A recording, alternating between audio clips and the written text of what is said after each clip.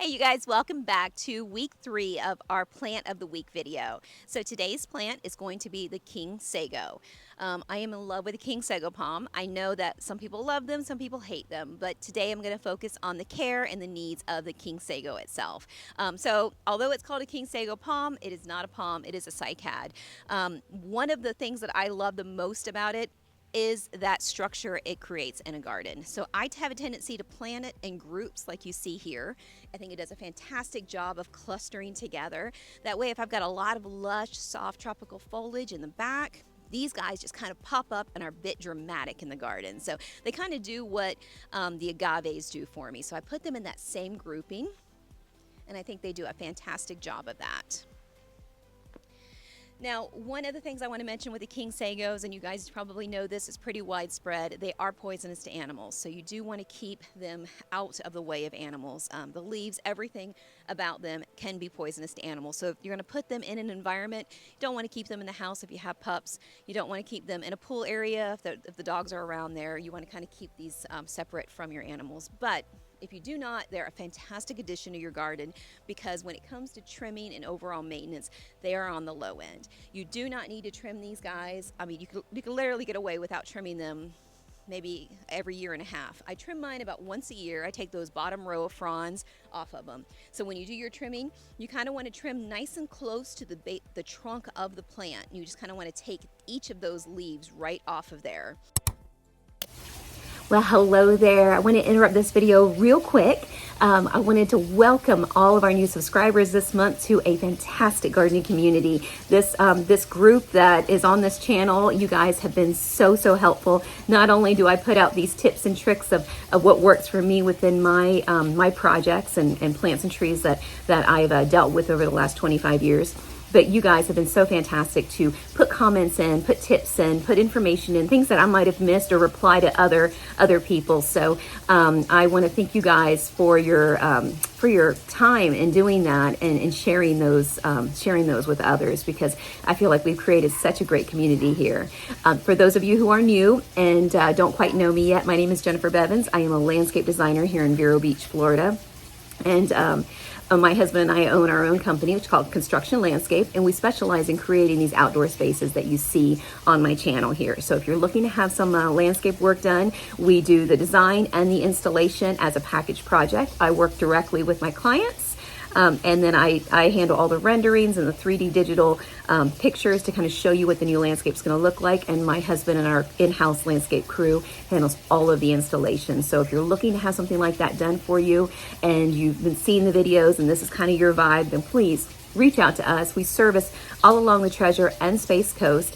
So all from Cocoa Beach, Satellite Beach area, all the way along the coast, Melbourne, Vero Beach, into Stewart, Palm City, into the Jupiter area. So kind of go all along the coast. So we'd be very happy to meet with you and see what we can create in your space. But I will let you get back to the video. I just wanted to pop in and say hello. And then you just leave that top section on. So about once a year, I will take one row of about 8 or 9 of those fronds off, and I'll do that on each one of these guys to keep them nice and upright. So you can plant these guys in full sun, filtered light, or you can partial shade. Now when they're in more shade, you'll notice that they'll be a darker green, but they'll also be a little bit thinner plant grouping, and they'll be more widespread because they're searching for that light. So to me, the best environment for them is full sun. Now, one of their negatives is scale. Scale is an issue with sagos. So it happens less when you're in the Orlando area or along the beach area. In our section with our humidity, in our space of Florida, down into South Florida, scale is more of an issue. So what I end up doing is I use Dominion. It's a Dominion pesticide drench. You put 1 ounce of it in there, so it's a very small amount, and then you mix it with a gallon of water. You shake it up, and then you pour it right on top of the plant. It distributes from the top of the plant all the way into the base, into the root system, and prevents that plant from getting scale. So you can do that a few times a year to prevent that from happening. And if you notice scale on your plants, then go ahead and pour it on there, and then you might have to treat it multiple times to to get rid of the scale on the new growth. You will remain, that residue will remain on the old leaves, but all the new leaves, you'll see that it's nice and healthy, and then you can eventually cut off the old leaves. If you do not catch it in time and it's heavily scaled, just go ahead and just completely take all the leaves off of it, cut it all the way back to like the trunk, and then put the pesticide treatment on it, and it'll flush back out with new growth. I promise you, it does not take that long for that plant to really flush out when it's nice and healthy. So it definitely is worth it. And I do love what they create in the garden. So it's entirely a win-win in my book. But now what I do use on all of my palms, and Bryce, if you want to zoom in on the nutritional spray that I use, I take just a little bit of that and I put that into like a hose end application form, and I'll spray that right onto the palms. So I'll do that with my King Sagos. I'll do that with all of my tropicals for the most part, but mainly my palm trees, my upper palm trees. Even though King Sagos are not palms, they're cycads, they do really, really well with the nutritional spray. It's just a dose of magnesium and a few other really good elements in there. So it's great to use, and you're not going to burn the plant. You can use that pretty much every month if you wanted to. Every 90 days, I do hit them with an 8-12 granular fertilizer. That's a fantastic fertilizer to use for these guys, and they really, really do love it. So it seems to work really well. And just make sure that's a slow release, so you're not dealing with any kind of burn or issue with that as well. So I pair it just kind of like how you see here. So you kind of see how these are going to be nice and low. Because these grow so slow, I can group them in and let them be the front grouping to a plant area, and then really let that back area fill in and become real tropical and thick and lush.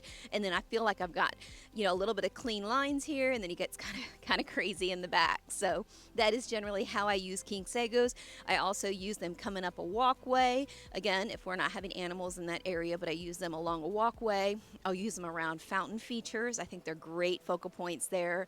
But overall, I think they're definitely a great little Florida plant to use. And I mean, how cool is it? They're cycads, so these guys have been around since the dinosaurs, which I think that itself makes me want to have them in the garden. So all right, you guys, that is the end of Plant of the Week tour for King Sagos. If I've missed anything, please stick in the comments down below. Any questions that you guys have, I'll be happy to get to you just as soon as I can. Oh yes, if there's a specific plant that you guys are thinking about getting or incorporating into your garden, and it's maybe something that I've maybe not mentioned, then definitely put it in the comments down below, and we'll check into it and see if I know enough about it and use it often that I can feel good and comfortable sharing that with you guys. So I don't know how would I do without this guy. Do not forget to like, subscribe, check us out on Instagram, and comment True Gardener, because you'll be part of our True Gardener family. And I will see you guys in the very next episode. See you next week. Woo!